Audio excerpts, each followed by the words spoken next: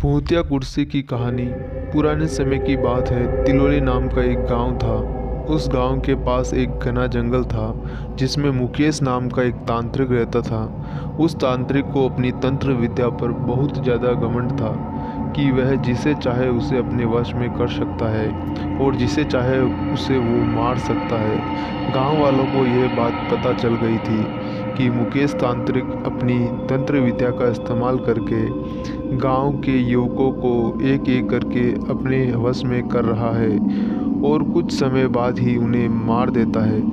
एक दिन रात के समय में गांव के लोगों ने एक टोली बनाई और उस तांत्रिक को मारने के लिए उसके घर की ओर चल दिए। जैसे ही वे सभी लोग उस तांत्रिक के पास पहुंचते हैं तो तांत्रिक उस समय अपनी तंत्र विद्या में लीन होता है और तभी गांव के लोग उसे मिलकर उसकी कुर्सी से बांध देते हैं और आग लगा देते हैं। वह तांत्रिक वहां उसी कुर्सी पर तड़प तड़प के मर जाता है। गांव वाले सोचते हैं कि अब उन्हें इस तांत्रिक से हमेशा के लिए छुटकारा मिल गया। 4-5 साल तो बहुत अच्छे से निकल जाते हैं और गांव में भी सुख शांति का माहौल रहता है। तभी वहां शहर से 4 लड़के आते हैं और वह सोचते हैं कि क्यों ना आज हम जंगल में बिताई जाए।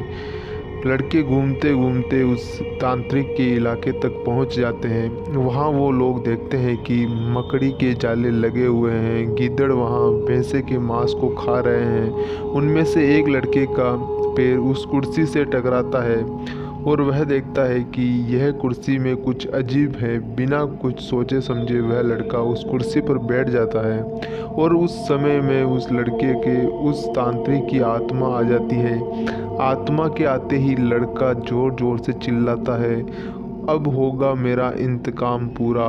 अब मैं इस पूरे गांव को जलाकर नष्ट कर दूंगा। बाकी के 3 लड़के इस दृश्य को देखते हैं और वापस गांव की ओर भागते हैं और गांव के सरपंच को ये सारी बात बताते हैं। सरपंच गुस्से में आकर उन लड़कों की डंडे से पिटाई कर देता है और बोलता है कि तुम्हें किसने बोला उस जंगल में जाने को और उस कुर्सी पर जाकर बैठने को।